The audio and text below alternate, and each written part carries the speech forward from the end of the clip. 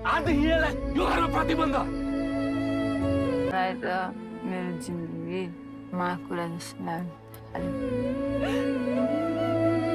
To be honest मलाई दया ह्याङको फिल्मले खासै excitement चाहिँ बनाउँदैन। एज अ रिभ्युअर सबै खालको फिल्महरू हेर्नु पर्ने हुन्छ। जुन फिल्म हेऱ्यो भने पनि like same story, same location, same acting लाग्छ। वोराज सौगातको हेऱ्यो भने चाहिँ he is trying his level best to act differently. उनको पछिल्लो फिल्महरू जन्ते बाख्रो, भाइरल गोर्खे, परालको आगो हेऱ्यो भने चाहिँ like he has played in different character. तर मिर्जुलाई लिएर भने मलाई उत्साह पलाएको छ। दया र सौगातको जोडी हिट छ, त्यही माथि तेरिया मगरको डेब्यू पनि। स्टोरी वाइज खासै नयाँ भने केही पनि छैन। दुईजना बिचको मित्रता अनि त्यसमा आउने फाटो।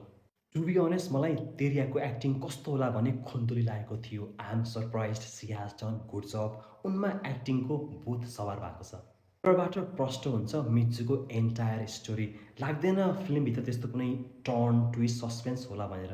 एउटा प्रोग्राममा इन्टरभ्यू दिने क्रममा दया ह्याङको पोलिटिकल स्टेटमेन्टले गर्दाखेरि उनी अहिले कन्ट्रोभर्सीमा परेका छन्। केही दर्शकहरू चाहन्छन् उनको फिल्मलाई बोयकट गर्नको लागि। कलाकार भएपछि कुनै एउटा पार्टीको भन्दा पनि सबै दर्शकको साझा भएर बस्यो भने राम्रो। पार्टीको कुरा चाहिँ मलाई थाहा भएन, तर दया ह्याङ राईले एउटै खालको फिल्म, एउटै खालको एक्टिङ गर्दै गयो भने कुनै एक दिन दर्शकबाट बोयकट नहोला भन्न सकिन्न। यदि यहाँलाई भिडियो मन परे you can leave a like, comment and subscribe. Thank you.